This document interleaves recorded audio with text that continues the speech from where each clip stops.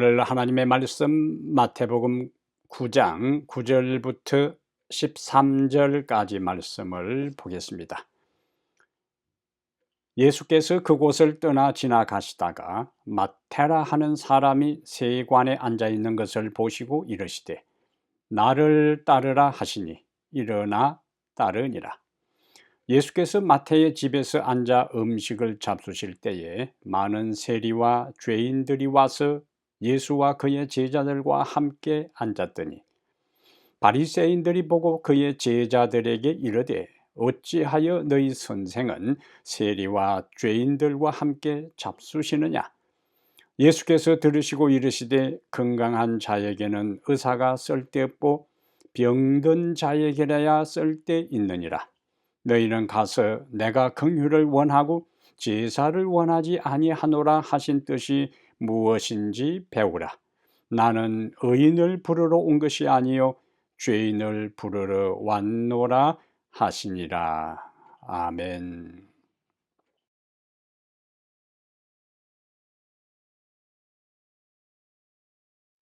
사랑하는 성도 여러분, 지난 한 주일도 주님 은혜 안에서 평안하셨습니까?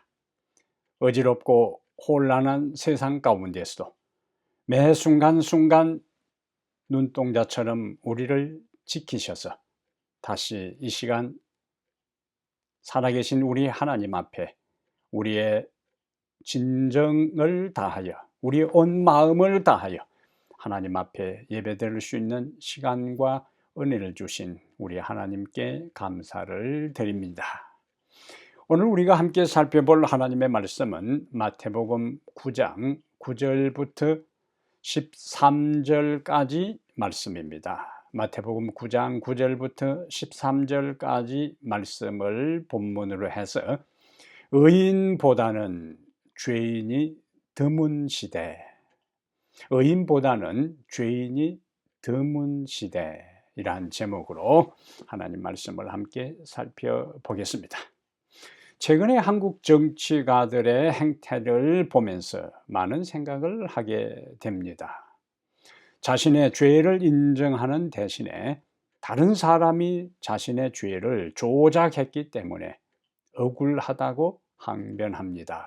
그리고 표정 하나 변하지 않고 오히려 다른 사람의 죄를 조사해야 된다고 목소리를 높이는 것을 보면 당혹하기 그지없습니다. 이렇게 우리는 역설적으로 자기의 잘못을 인정하는 죄인보다 죄가 없다고 주장하는 자칭 의인이 많은 시대를 살아가고 있어요. 일반적으로 사람들은 병든 사람보다 건강한 사람을 좋아합니다. 가난한 사람보다 부자들을 좋아하지요. 어리석은 사람들보다 지혜로운 사람들을 좋아합니다. 그런데 예수님께서는 건강한 자들보다 병든 사람들을 귀하게 보셨고 부자들보다는 가난한 사람들에게 관심을 가지셨고 강한 자들보다 약한 자들을 가까이 하신 것을 우리는 복음서에서 찾아볼 수가 있어요.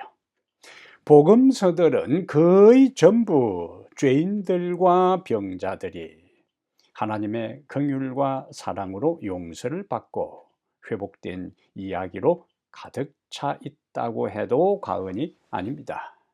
오늘 본문도 그 이야기 중에 하나입니다. 그렇다면 오늘 본문에 나타난 예수님의 모습은 어떤 모습인지를 몇 가지 함께 살펴보겠습니다. 우선 9절의 말씀을 보면은 죄인을 부르시는 예수님의 모습입니다. 죄인을 부르시는 예수님의 모습이요.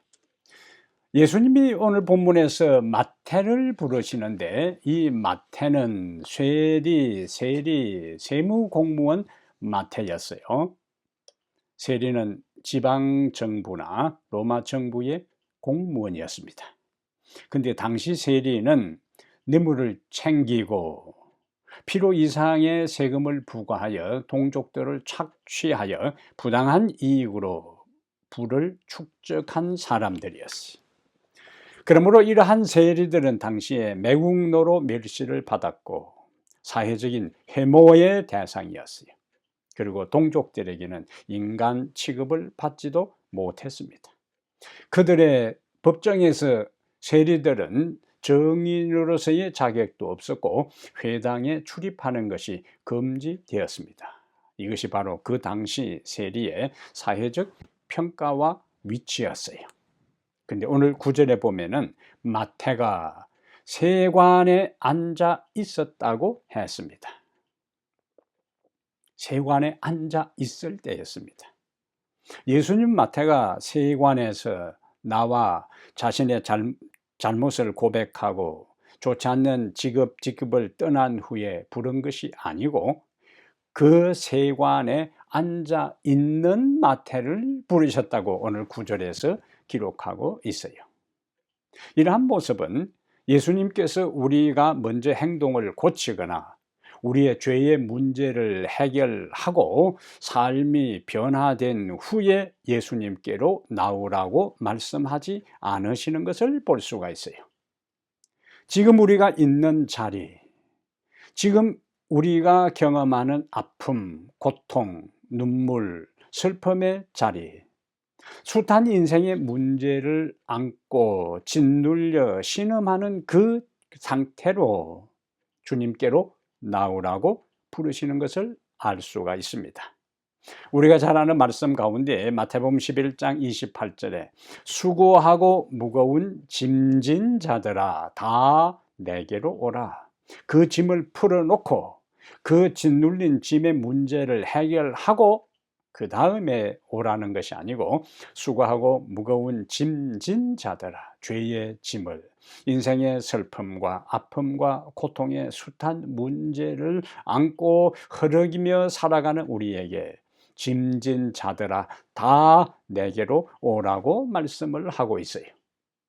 이 말씀을 시대소망 329페이지에는 이렇게 말씀합니다. 시대소망 329페이지에 그대는 시험을 당하고 있는가?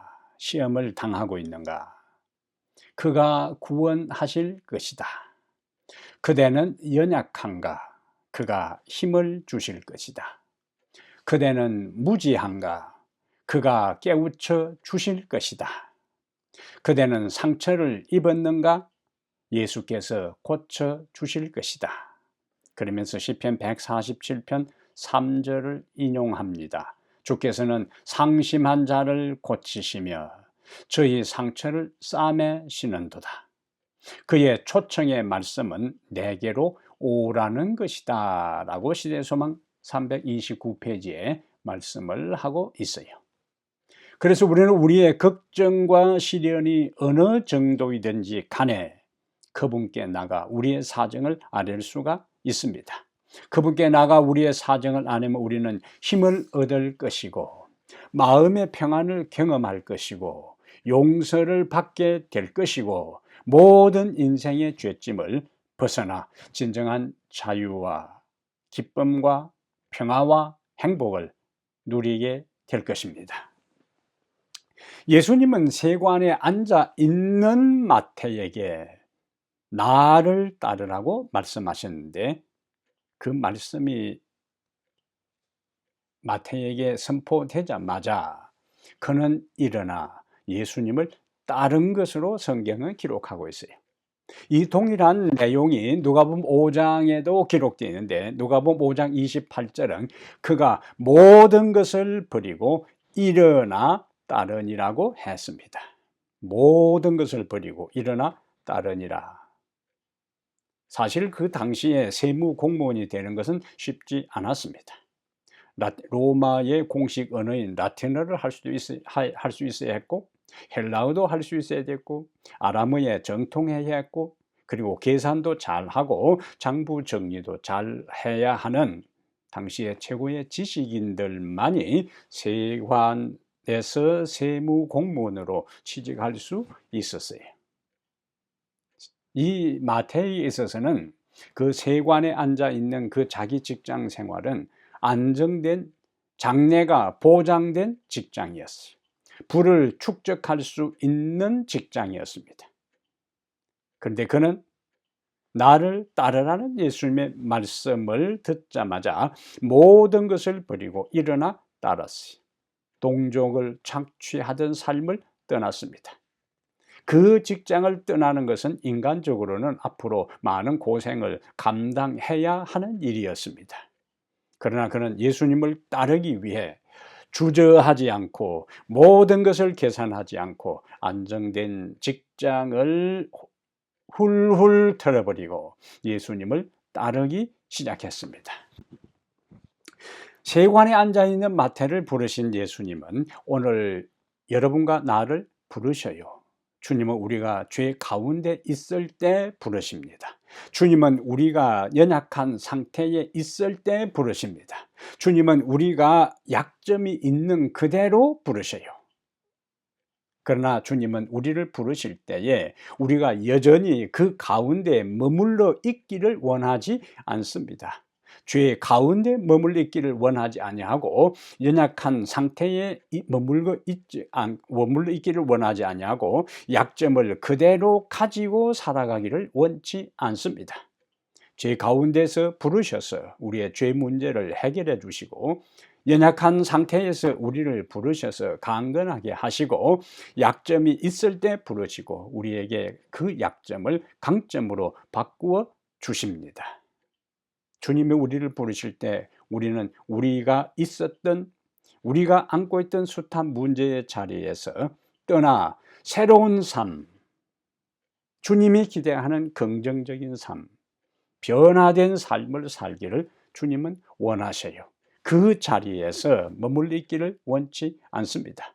마태는 주님의 부름을 받고 그 자리에서 일어나 떠나 모든 것을 버리고 주님을 따랐어요. 예수님을 믿고 난 다음에 우리의 삶도 변화의 역사가 있어야 하는 것입니다. 바울은 에베소 4장 22절부터 24절에 너희는 유혹의 욕심을 따라 썩어져가는 구습을 쫓는 옛사람을 벗어버리고 오직 너희의 심령이 새롭게 되어 하나님을 따라 의와 진리의 거룩함으로 지으심을 받은 새 사람을 입으라고 했어요.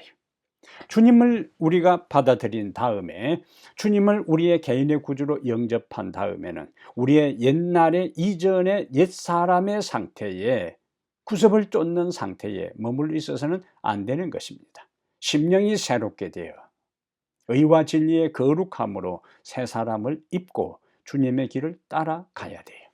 주님의 부름에 반응하여 우리의 죄의 자리, 삶의 고통과 아픔의 자리를 떠나 그분의 부르심에 응하여 변화의 경지로, 변화의 자리로 점점 나아가게 되는 여러분과 제가 되기를 바랍니다. 두 번째, 오늘 본문에서 예수님의 또 다른 모습이 있습니다. 그것은 10절부터 11절의 말씀의 요약인데요. 죄인들과 함께 하시는 예수님의 모습입니다. 죄인들을 부르시는 예수님이 이제는 그 부르신 죄인들과 어떻게 함께 하시는 예수님의 모습이 오늘 10절과 11절에 나타나 있어요. 예수님의 부름을 받고 마태는 자신의 세관 자리를 떠나 예수님을 따르기 시작했는데 자신을 부르신 예수님, 자신의 모든 과거를 용서하시고 허물과 죄를 탓하지 않고 인정하고 제자로 받아주신 예수님에 대해 감사를 표하기 위해 마태는 자신의 집에서 예수님을 위한 잔치를 배설합니다. 그리고 이전에 자기가 세관에 있을 때에 함께 친교를 나누었던, 함께 알고 지냈던 여러 친구들, 세리 친구들을 예수님께로 인도하기 위해 집으로 초대해요. 자신을 부르신 예수님, 자신의 인생의 혁명적인 변화를 가져온 예수님, 자신의 마음속의 허전함을 채워주신 예수님, 자신의 모든 죄를 용서해 주신 예수님, 자신이 살아야 할 길을 보여주신 예수님, 자신에게 따라야 할 좌표와 붙잡아야 할 인생의 가치를 주신 예수님에 대해 감사하고 다른 친구들도 자신과 같은 예수를, 자신이 만났던 예수를 만나도록 하기 위해 집에 잔치를 베풀어요. 그런데 마태는 자신의 친구뿐만 아니라 오늘 10절과 11절에 보면은 죄인들도 불렀다 했는데, 이 죄인들은 당시의 형법상으로 문제가 있었던 죄인들이 아니라 당시 사회의 죄인으로 손가락질 받고 멸시받았던 부류의 사람들인데요. 당시에 술주정뱅이나 그리고 세리들이나 창녀들이나 그리고 포주들은 그 당시 유대 나라에서 대표적인 죄인들로서 사람들에게 멸시와 천대를 받았습니다. 이들은 사람들이 상대하지도 않았어요. 인간 취급도 하지 않았습니다. 이 부류에 속한 사람들은 하나님의 저주를 받아 마땅한 자로 절대로 구원받을 수 없는 사람들로 낙인 찍힌 부류의 사람들이 오늘 본문에 나오는 죄인들이라 하는 사람들입니다. 유대인들은 이러한 사람들을 멸시했고 이러한 사람들과 상종조차 하지 않았어요. 그런데 마태는 손가락질 받는 이런 사람들을 초청했고, 예수님은 멸시받는 이러한 죄인들과 함께 식사를 하셨어요. 일반적으로 사람들은 사회적으로 그럴듯한 사람들과 함께 식사하는 것을 좋아하고, 그러한 기회를 가졌을 때에 내가 오늘 그 아무개 사람하고 식사했다는 것을 자랑 삼아 이야기하는 경우가 많습니다. 그러나 마태의 집에 초청받은 이 사람들은 다른 일반 평범한 유대인들까지도 어울리기를 원하지 않은 사람들이었는데, 예수님은 인간 말종으로 취급받았던 그들과 함께 식사를 하고 대화를 나누는 장면이요. 그래서 죄인들과 함께하는 예수님의 모습입니다. 예수님께서 세리 마태와 그리고 그 마태의 동료 친구들인 세리들과 당시 사회의 죄인들로 취급받았던 그 사람들과 예수님이 함께 식사를 나누고, 그러한 세리 중 마태를 죄인으로 이 제자로 부르신 것에 대해 바리새인들이 분노하게 됩니다. 그래서 제자들에게, 예수님께 직접 말씀하지 않고 제자들을 통하여 주님을 비난합니다. 그것은 제자들의 편견을 자극하여 그들과 주님을 이간시키기를 원하셨던 거예요.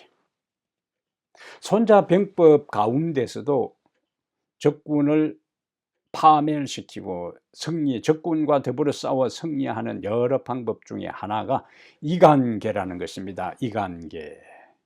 그 적군 내부가 서로 분열되게 해서 공격해서 자체적으로 무너지게 하는 방법 중에 하나가 손자병법의 이간계라는 것이 있는데, 이 사단에게서 나온 전술이에요. 제자들과 예수님 사이 관계를 이간시키려는 거예요. 이것은 사탄이 하늘에서 천사들 사이에 다니면서 하나님과 천사들을 이간시켰던 바로 그 방법입니다. 시대소망 274페이지에 불화와 이간을 일으키려고 애쓰는 자들은 모두 사탄의 정신에 자극되어 움직이는 사람들이라고 했어요. 준엄한 말씀입니다. 교회 안에서, 친구들 사이에서, 이웃 간에 꼭 이간질을 잘 하는 사람들이 있어요. 이 사람에게는 이 말을 하고 저 사람에게는 저 말을 하면서 말을 옮기는 사람들, 그러면서 은근히 뒤에서 물러나 그 싸우는 모습을 즐기는 사탄의 정신을 가진 사람들이 있는데, 바로 바리새인들이 예수님을 위하는 척, 제자들을 생각하는 척 하면서 예수님과 제자들 사이를 이간시키는 술책을 여기서 나타내는 것을 보게 돼요. 우리는 성경에서 예수님께서 가까이 한 사람들을 면면을 살펴보면요, 그분은 대부분 가난한 사람들과 함께 했어요. 병들고 소외되고 멸시와 천대받는 인생을 찾으셨어요. 스스로 무가치하다고 생각하고 보잘것없는 인생으로 치부하고 죄인으로 여기는 사람들을 정죄하고 무시하는 대신에 그들의 손을 따뜻하게 잡아주고 붙드시며 은혜와 사랑으로 그들을 이끄시고 용서하시고 새로운 사람으로 변화시키기를 주님은 원하셨어요. 근데 역설적이게도 스스로 의인이라고 자부하고 다른 사람을 죄인으로 손가락질하고 정죄하는 그 사람들을 오히려 예수님은 정죄하고 신랄하게 책망하셨어요. 성경에는 스스로 의인이라고 생각하는 사람들이 있고 다른 사람들도 그 사람을 의인이라고 생각하는 부류가 있는데 바리새인들입니다. 바리새인들은 스스로 의인이라고 자부했고 다른 사람들까지도 그들은 의인이라고 생각했어요. 반대로 스스로 죄인이라고 생각했고 다른 사람들까지도 죄인이라고 생각한 사람들이 있는데 그 사람들이 바로 마태의 잔치자리에 초청받은 죄인들이었어요. 그들은 세리들이었고 술중쟁뱅이들이었고 그리고 장녀들이었고 포주들이었고 이러한 사람들은 스스로 죄인들로 생각했고 다른 사람들 보기에도 죄인으로 판단했어요. 그래서 스스로 의인이라고 자부하고 생각했던 바리새인들은 스스로 죄인이라고 생각하는 그들을 심각하게 질책하고 정죄하고 상대하지도 않았습니다. 자기들의 의에 도취되었어요. 오늘 살아가는 우리의 시대가요, 겉으로 보기에는 죄인보다는 의인이 더 많은 것 같은 세상을 살아가고 있어요. 죄인의식은 사라지고 의인의식은 점점 팽배해지는 시대를 우리는 살아갑니다. 사람들의 삶의 모습에서 긍휼과 용서와 너그러움과 베품과 사랑의 모습 대신에 분노와 정오와 정죄의 모습이 세상을 뒤덮고 있습니다. 자신의 모습을 성찰하고 죄를 회개하는 대신에 상대의 허물과 죄를 들추어내고 그것을 무차별 폭로하고 공격하는 데 혈안이 되어 있는 세상에 우리는 살아가요. 주께서 우리에게 자비를 베푸셔서 다른 사람의 모습이 아니라 나의 가난하고 곤고하고 가련하고 눈멀고 벌거벗은 수치를 보게 해달라고 기도하시기를 바랍니다.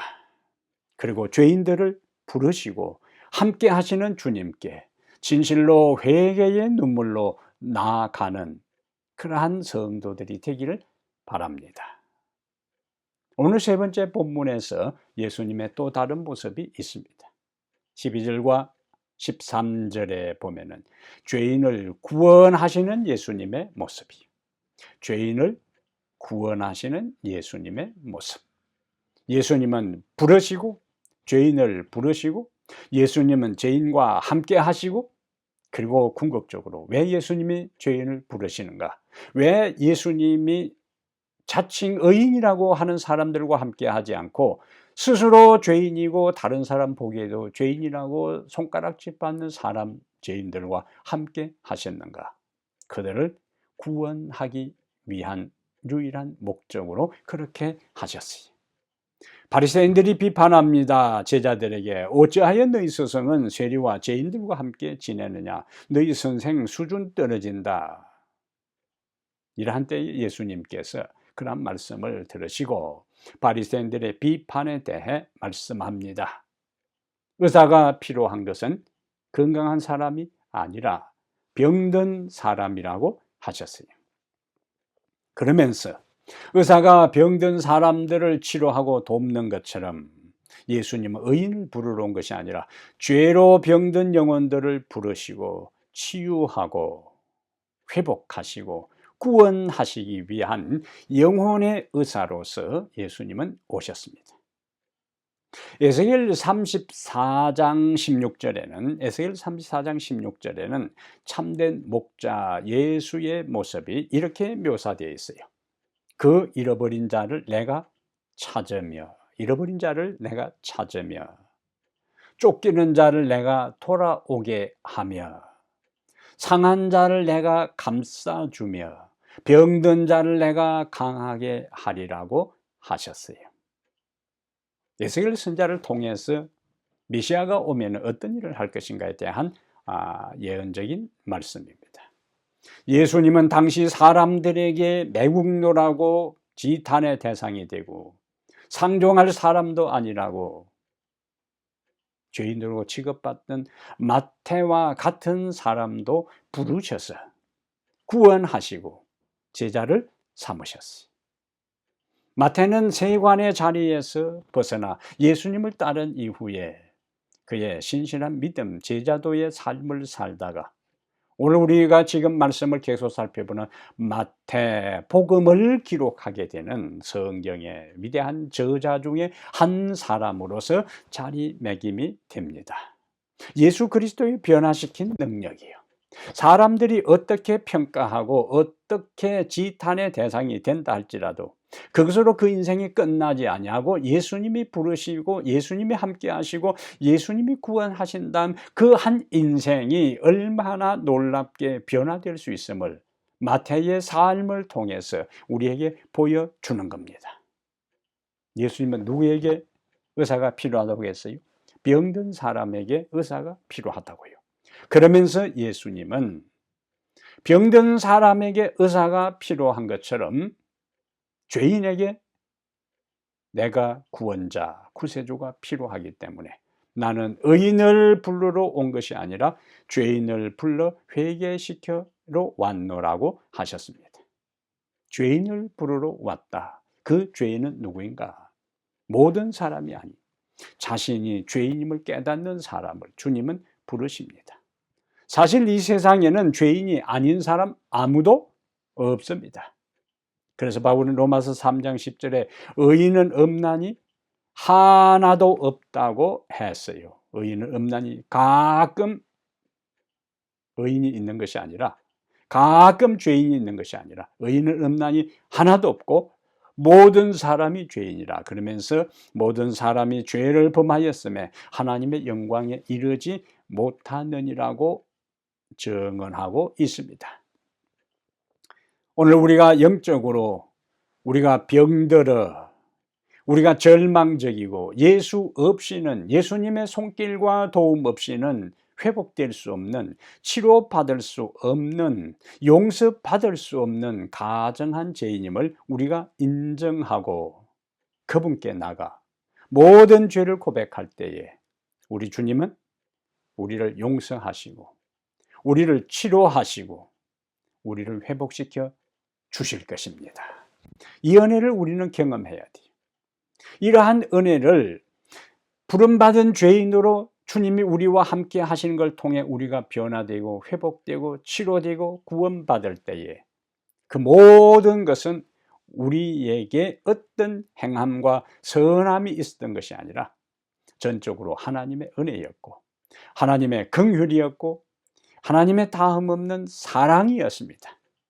그렇다면 우리가 죄인이었을 때에 우리에게 먼저 손을 내미시고 우리에게 사랑과 긍휼과 은혜를 베푸셨다면 그 은혜를 경험한 우리들이 남은 인생을 어떻게 살아야 할까요? 이 은혜를 경험한 사람은 이제 다른 사람을 대할 때에 주님이 나를 대한 것처럼 다른 사람을 대해야 되는 거예요. 주님이 나에게 베풀어 주신 것처럼 다른 사람에게 베풀어 주어야 하는 것입니다. 주님이 나를 용서하신 것처럼, 주님이 나를 받아주신 것처럼 이제 다른 사람을 정죄하는 대신에, 다른 사람을 비난하는 대신에 다른 사람에게 자비와 긍휼의 마음을 가지고 주께서 우리를 용서하신 것처럼 용서하고 베푸는 그러한 것들을 우리의 삶에서 실천하며 살아가야 하는 것입니다. 우리 그리스도인 한 사람 한 사람이 예수님께서 우리에게 베푸신 이러한 것들을 실천하고 베풀고 나누며 살아갈 때 이 세상은 조금씩 밝아질 것입니다. 이 세상은 조금씩 지상의 작은 천국이 될 것입니다. 바울은 에베소 4장 32절에 서로 친절하게 하며, 일방적인 것이 아니에요. 서로 친절하게 하며 그 다음에 불쌍히 여기라고 했습니다. 그것을 우리는 가정에서 경험하고 실천하고 그것을 우리는 교회에서 경험하고 실천해야 하는 것입니다. 세상에서는 조롱의 대상이 되고, 세상에서는 인간 대접을 받지 못하고, 세상에서는 내세울 것이 없어도 교회에 와서 하나님 안에서 자녀된 우리들이 서로의 가치를 존중하고, 서로를 불쌍히 여기고, 서로의 약점을 보완하고, 서로의 연약함을 붙들어주고 도와줄 때에 하나님은 우리 교회를 통해서 놀라운 일들을 이루어 가실 것입니다. 서로 친절하게 하며, 불쌍히 여기며, 서로 용서하기를, 하나님의 그리스도 안에서 너희를 용서하심과 같이 하라고 했습니다. 우리들 한 사람 한 사람에게 이와 같은 말씀이 실천되고 성취되기를 바랍니다. 우리 교회에서 바로 이러한 일들이 성취되기를 바랍니다. 죄인을 불러 함께 하시고 구원하셨던 그 예수님을 마음에 모시고 살아가는 사람답게 서로 친절하게 하며, 불쌍히 여기며, 서로 용서하기를, 하나님이 그리스도 예수 안에서 너희를 용서하심과 같이 하라는 이 말씀이 우리 삶과 우리의 가정과 우리 교회에 실천되기를 바랍니다. 사랑하는 여러분, 예수님은 죄인을 부르러 오셨어요. 자칭 의인이라고 하는 사람들은 예수님 앞에 설 자격이 없었습니다. 그들의 마음에는 예수님이 계실 공간이 없었어요. 근데 자신의 한계를 느끼고, 자신의 죄를 인정하고, 자신이 가난하고 곤고하고 눈멀고 벌거벗은 것을 처절하게 느끼고 인정하고 깨닫는 사람, 주님께서 부르십니다. 주님께로 나갈 수가 있습니다.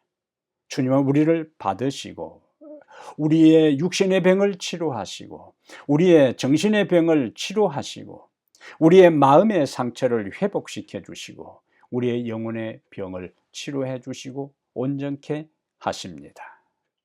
자칭 의인이 많은 시대에 주님은 그런 종류의 의인을 찾는 것이 아니라, 자신의 한계를 느끼고 주님이 도와주지 아니하시면, 주님이 나를 불러서 나의 죄를 용서해 주지 아니하시면, 주님이 나를 붙들어 주지 아니하시면, 주님이 나를 치료해 주지 아니하시면 내 인생에 아무런 희망이 없다는 한계를 느끼고 주의 도움을 간구하는 자들을 주님은 찾으셔요. 주님은 부르십니다. 그러한 사람들과 주님은 함께 하셔요. 자신이 잘났다는 사람과 함께 하는 것이 아닙니다. 자신의 한계를 겸손히 인정하고 나 같은 사람이 어떻게 주님 앞에 나갈 수 있느냐고 한탄하는 사람, 주님은 부르셔요. 주님은 함께 하십니다. 주님은 회복시키십니다. 주님, 내가 여기 있나이다. 나를 받으소서. 나에게 자비를 베푸소서. 나를 구원하소서. 나를 회복시키소서라고 기도하여 그분의 은혜를 날마다 경험하며, 그분의 은혜를 날마다 나누며, 그분의 은혜를 날마다 실천하며, 그분의 은혜에 대해 날마다 감사하며 살아가는 귀한 성도들 되시기를 이 시간에 간절히 바랍니다. 하늘에 계신 우리 아버지 하나님,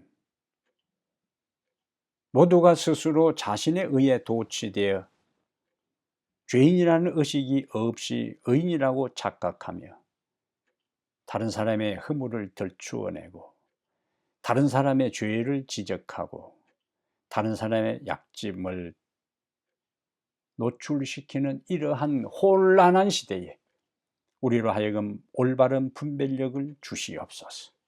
먼저 우리의 모습을 보고 깨닫게 해 주시옵소서. 우리가 얼마나 가난한지, 곤고한지, 가련한지, 눈먼지, 벌거벗은 상태를 성령을 통하여 깨닫게 하시고, 성령께서 우리의 모습을 깨우쳐 주실 때에 주님을 따라 나서게 하옵소서. 연약한 우리와 함께 하시며 우리를 변화시키시고 인정하시고 궁극적으로 하나님의 자녀로 삼으시고 하늘에 영원히 살 수 있는 은혜를 주신 하나님, 그 은혜를 따라 실천하며 살아가게 해 주시옵소서. 서로 친절하게 하며 불쌍히 여기며 서로 용서하기를, 하나님이 그리스도 안에서 너희를 용서하심 같이 하라는 말씀을 실천하며 살아가게 해 주시옵소서. 우리 한 사람 한 사람이 있는 곳이 작은 천국이 되게 하시고, 하나님의 은혜가 강물처럼 흘러 넘치는 장소로 만드는 그 삶의 근원이 되게 해 주옵소서. 예수님 이름으로 기도합니다. 아멘.